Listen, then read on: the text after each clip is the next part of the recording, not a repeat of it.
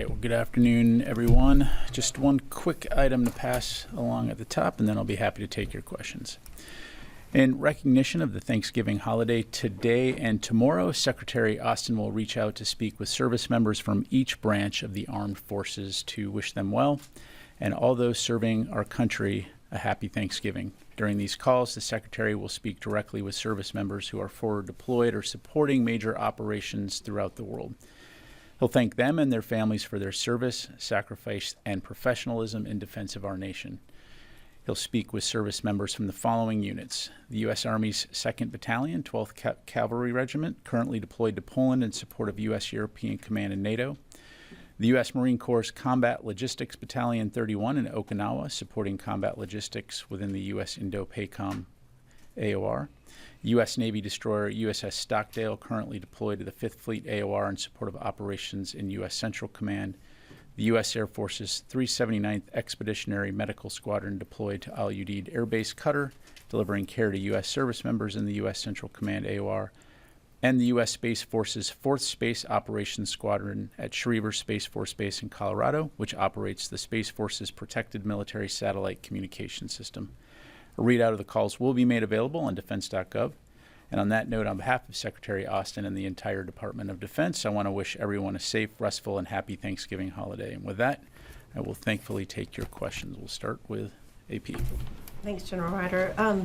Jordan announced today that it's restarted airdrops in northern Gaza to send food. Is the U.S. going to also start airdrops, given how unsuccessful the ground routes have been? I don't have any announcements to make in terms of any U.S. airdrops. Of course, the U.S. government writ large continues to remain focused on ensuring and enabling the conditions for humanitarian assistance into Gaza. Of course, this is something that USAID has been very focused on, as well as Secretary Austin in his conversations with his Israeli counterparts. But when and if we have any updates, of course, we'll let you know. But given all of those conversations, has any progress been made in getting additional land routes open or getting assistance with all the looting that's been going on? As I understand it, and as we previously discussed, there has been an increase by the Israelis in terms of enabling aid. Obviously, much more needs to be done. This has been a topic, again, of discussion to include security for those aid convoys that are going into Gaza. So we'll continue for our part here at the DoD to have those conversations with our Israeli counterparts. Natasha. Thanks, Pat. The White House confirmed yesterday that Ukraine has begun using the long-range ATACMS systems inside Kursk. And so I'm wondering if there's any more information you can provide about what they're targeting, how successful those strikes have been. And then separately, on the potential ceasefire deal between Israel and Lebanon, what role, if any, is the U.S. military going to have in enforcing that? Yeah, on ATACMS, as the White House highlighted yesterday, there has been a shift in policy, and that the Ukrainians may employ ATACMS in defense of their nation, focused right now, of course, on the Kursk region. I'll let the Ukrainians speak to their operations in terms of their targeting and their operations. I just won't get ahead of them on that. As far as the ceasefire goes, we're, of course, strongly supportive of a ceasefire. We're consulting closely with our interagency partners in terms of what potential contributions the DoD can make. I don't have anything to announce from here, but we'll certainly keep you updated. Jen. General Ryder, there's been a number of incidents in England with drones targeting U.S. bases, kind of swarming U.S. bases, challenging security. Do you believe they have hostile intent? Do you believe they were sent by a foreign adversary? What is happening what can you tell us about these drones? What I would tell you, Jennifer, is that they are being actively monitored. Installation leaders have determined so far that none of these incursions impact the base residents, the facilities, or the assets that we have on those bases.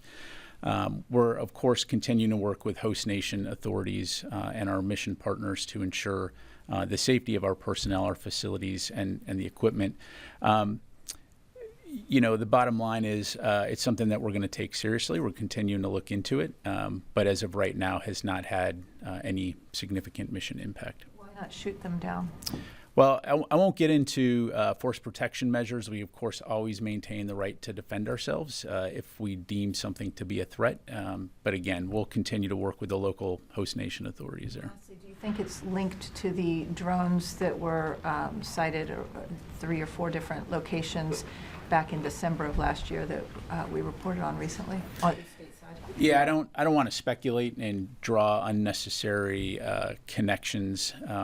Again, this is something that we'll look into. As you know, small UASs, drones, have become something that's, relatively common now across the landscape.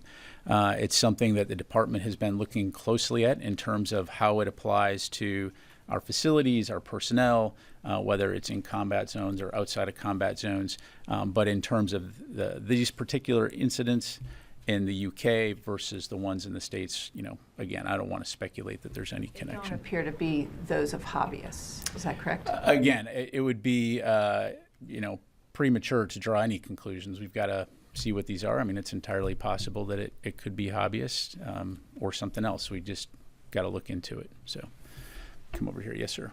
Thank you, General. My question will be about ICC's arrest warrant for Israeli Prime Minister Netanyahu and his previous Defense Minister, Mr. Gallant. So far, most of the European countries have accepted the decision, despite that you are rejecting it. Under these circumstances, do you think that this will create a duality between NATO members in this specific and sensitive issue? No.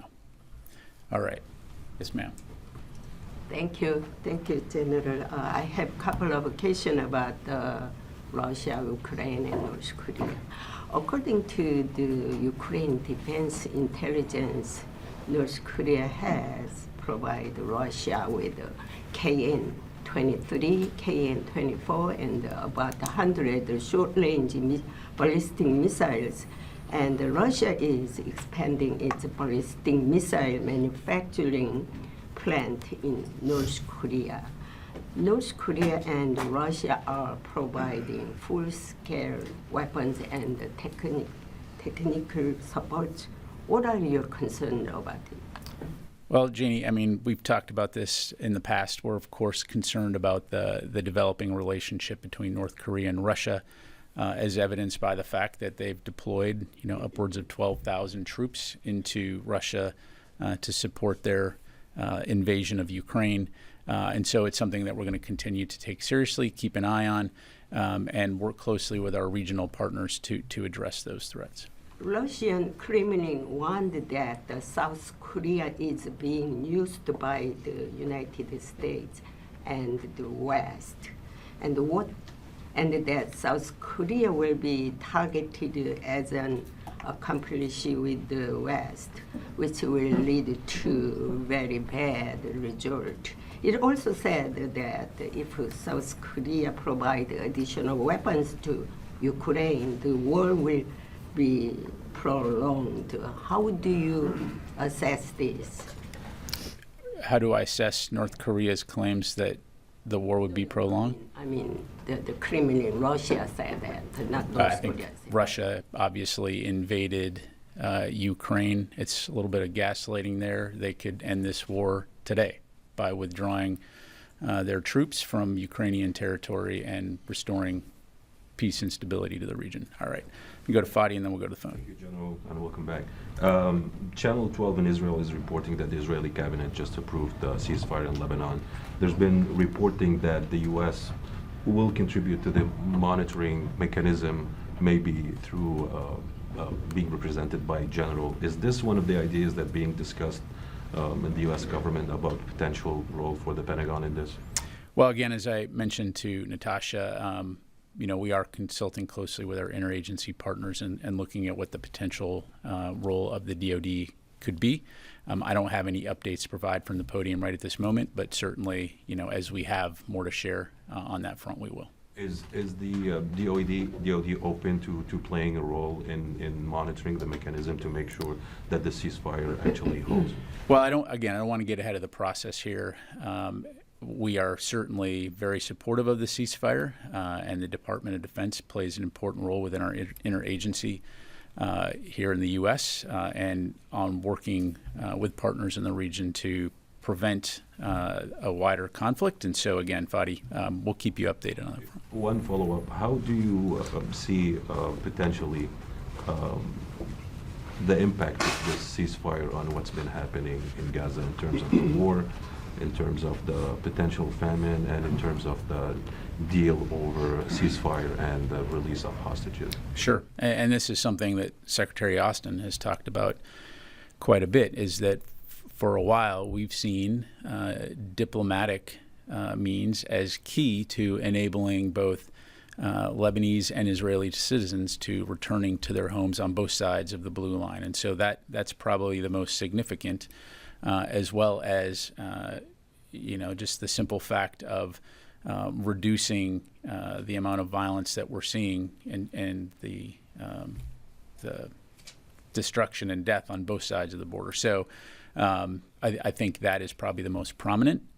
Certainly, we still want to see a situation in Gaza where there's a ceasefire so that we can increase the flow of humanitarian assistance and restore a sense of stability and security in that region, and see an end to the conflict between Israel and Hamas. And so a lot of potential good could come out of this ceasefire. Let me go to the phone here real quick. Jeff Shogel, Task and Purpose. Thank you very much. Have there been any attacks on U.S. troops in Iraq and Syria or elsewhere in the Middle East in the past week or so? And also the summary that OSD provided mentioned 2 attacks in Jordan. I can recall the Tower 22 attack. Is it possible to find out when the other one was? Thank you. Yeah, thanks, Jeff. I am aware of another, I believe, rocket attack against a facility in Syria. No U.S. injuries or facilities damaged. But let me take that question, and we'll come back to you in the group here in terms of any specifics that we're able to provide on that. Okay. Let me go to Mike Glenn, Washington Times. Thanks, Pat. My question's already been answered. You can go on. Constantine, military.com. Thanks, Pat. Yesterday, Elon Musk said that he was in a meeting with senior military officers, and they discussed sort of Pentagon procurement and bureaucratic sort of snafus and what have you. Is Mr. Musk holding transition meetings with military officials? I'm not aware of any transition meetings, Constantine. As you know, the President-elect's transition team has not contacted the department yet to conduct those transitions. So I'm not aware of any official meetings. Okay. Got it. Come back to the room here, Brandy. Thank you. Following up on Jim's questions, can you say on the record yet what the intent of any of these drones were? Is it to collect data or signals?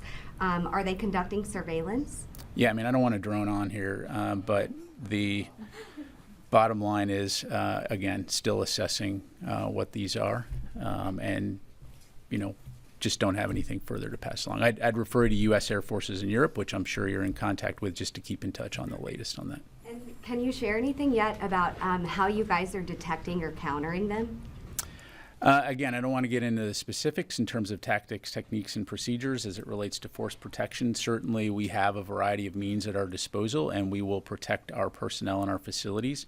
But, again, just to kind of put this into context, even here in the United States, right, if there are drones that are being flown by hobbyists or some other entity, you want to make sure that you're doing due diligence not only to protect yourself and the safety of others, but also using appropriate measures in order to not inadvertently create second and third order effects. In other words, potentially harming the civilian communities in which we operate in and around. So again, right now the assessment is that these drones have had no operational impact or safety impact on our personnel at any of these facilities. We're keeping a close eye on them. We're, of course, communicating very regularly with the UK host nation authorities, and we'll take appropriate measures, again, to protect our personnel and our people. Sure. Just a quick Yeah. follow-up. Have there been any drone incidents domestically since October?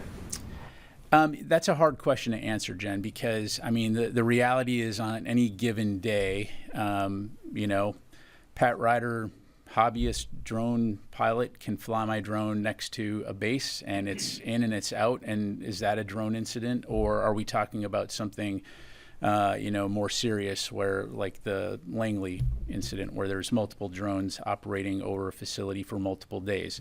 So, you know, again, I don't have any statistics in front of me, but just the reality is that these small aircraft are now ubiquitous across the United States and the world.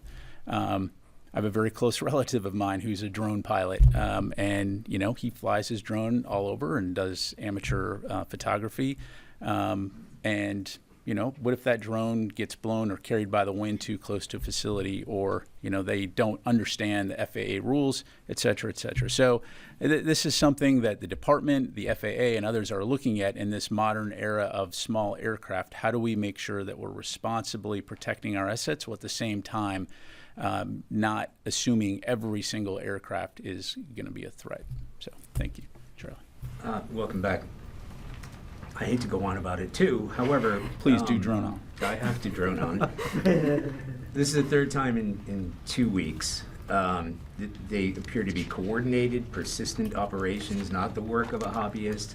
There are reports out of Britain that 60 military personnel have been deployed, 60 British personnel have been deployed. Does this come down to the MOD? Is it down to the Home Office? I mean, there are other ways of taking down drones without shooting them down.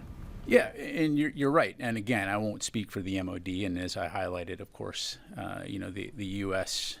Military are guests in England, in the United Kingdom, at the invitation of the government of the United Kingdom. So certainly working very closely with the authorities there. We are taking it seriously. We're monitoring, taking appropriate measures. Again, I'm not going to get into the specific TTPs in terms of when and if we feel that we need to take something down. At this point, the assessment is that these do not pose any type of you know, effect on our operations or safety of our personnel.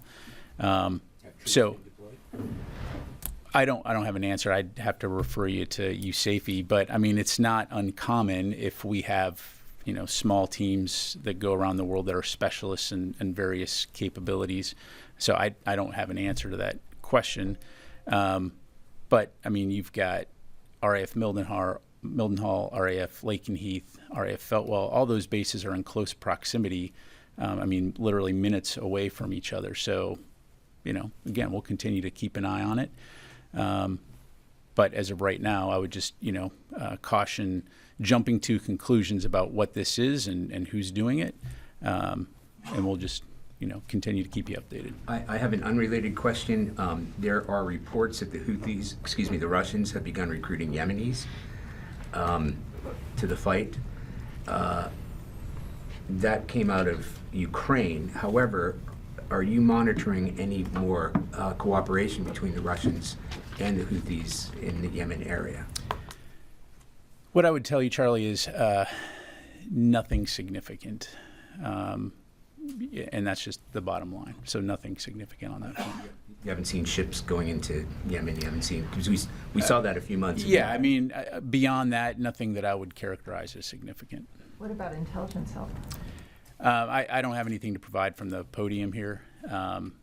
So again, probably the best way to describe it is at this point, you know, we're aware that they, of course, are in contact, have been in contact with each other, but nothing significant in terms of aid to operations in Ukraine. Isn't a UK. handful of Yemeni soldiers in Ukraine, but what the Russians are providing the Houthis. Yeah, and to this point, again, I wouldn't say there's anything significant on that front. And nothing significant in terms of what you were saying something. You didn't finish that. No, I finished the sentence. So nothing significant in terms of cooperation, or? Yeah, I think the question was, are they providing capabilities, and or are they providing? Yeah, is Russia providing anything to the Houthis in support of their efforts? And no, not that I'm aware of. Right. Okay. Let me just do a couple more here. Yes, sir, and then we'll go back to Tony. Now that the ceasefire seems to be achieved, What kind of cooperation or support the U.S. is going to give to the UNIFIL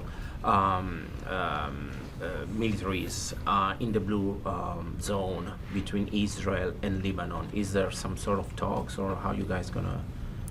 Yeah, just like I relayed to your colleagues, again, I don't have any updates to provide right now other than we've been having those discussions about the potential role for the Department of Defense, and we'll certainly keep you updated when we have something along those lines. I have another question. Are you guys seeing any potential threat from Iran coming up from different Israeli neighbors now that the Hezbollah are blocked? What about the neighbors? The Iranian allies? Yeah, I mean, nothing beyond what we've already seen from Iranian proxy groups. I mean, they obviously still pose a significant threat to Israel in the region, and we'll continue to work with our partners, to include Israel, to defend Israel from those kinds of attacks, but nothing new that you're not already tracking. All right, last question, Tony. One housekeeping question. And what's the status of the annual China military power report? Is that going to come out before this administration changes?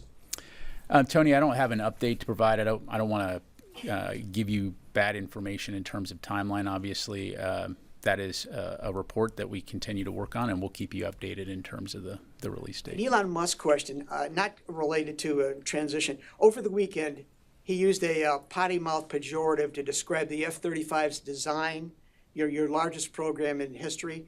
What is your response? He implied that the Pentagon should buy more drones and not manned aircraft, but he really took a shot at the F-35. Yeah, as I'm sure you can appreciate, Mr. Musk is currently a private citizen. I'm not going to make any comments about what a private citizen may have to say about the F-35. Thanks very much, everybody. Appreciate it.